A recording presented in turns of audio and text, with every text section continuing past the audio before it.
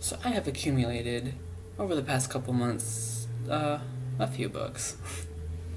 So I thought I would put a little haul together, maybe to see if any of you have read any of these books, or to expose people to books that they haven't heard of or haven't read yet and feel more enticed to read them. That's why I love these videos, because it exposes me to different authors or different books I'd never heard of, or books I'd heard of that I wasn't sure about, and the way they're explained, it really, really entices me to read them.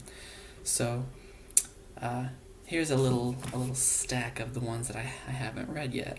So for starters, we'll go with the one I'm currently reading. It is The Wanderer by Sharon Creech. And so I read this back in grade school, and I remember bits and pieces of it. I remember it was like kids on a ship little story. And I remember I remember liking it when I was a little bit. For the life of me, I cannot remember anything about the book, like the plot. And so I've been on the hunt for this book for a long time, and I finally found it at the thrift store. And it's just this old ex-library copy, but let's take a minute to appreciate this beautiful dust jacket. I am in awe. It's so pretty. But this book is told through a couple of the kids in the story, their journal entries, and their cousins going on their uncle's ship to make a voyage across the ocean. And so it's kind of a coming-of-age story, as far as I've read and remember. That's about all I remember. I also recently bought The Winter People by Jennifer McMahon. I believe that's how you pronounce it. I'd never heard of this book or this woman before, and a friend of mine told me she was reading this book, and so I looked it up, and Goodreads, people seem to really like it, and so I picked up this nice little copy. And I really don't know anything of what it's about. I just kind of like to go into these kinds of books not knowing much, because that kind of adds to the suspense. And so this should be fun to read. And this one I am so excited to read. You have no idea. And so it is She Who Was No More by Pierre Bourdieu and Thomas Narkajak. I think that's how you pronounce it. It's French. But this book is the basis of one of my favorite films of all time, Diabolique. It's this old 1950s French psychological murder mystery. And I have always loved that film, and I knew that it was based on this book, but it's French, and so it was never translated into English, and it was always disappointing because I always wanted to read it. And one day on Goodreads, it popped up, and I said, "Holy crap!" So it has at last been translated into English, and in this amazing cover. I'm in love with this cover. It's stunning. And so I'm so excited to read this film's original source material. So one that also I'm very excited to read is called Cat's Eye by Margaret Atwood. And this book introduced me to Margaret Atwood. I had never heard of her before or really knew anything about anything else she'd written. And so this has always been on my TBR for quite a long time. And I ended up reading The Handmaid's Tale first.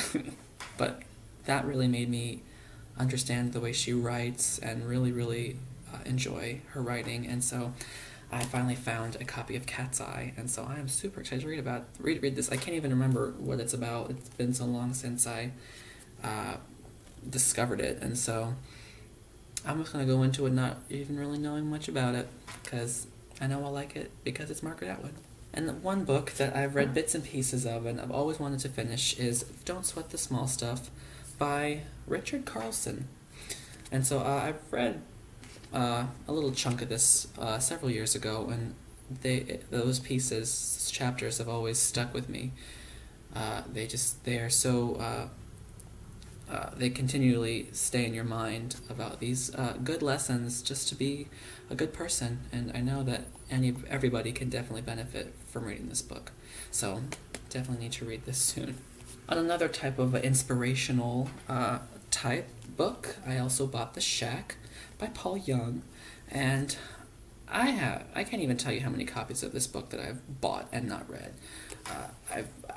then I've just lost them due to giving them to people and not getting them back, or moving and having them in a box. But I finally found this very nice copy, uh, very cheap at the thrift store. I was like, well, I'll buy it again because I always would like to have it so I can finally read it. And so my family and friends have all read this book and they say it is amazing, and so this will be read soon.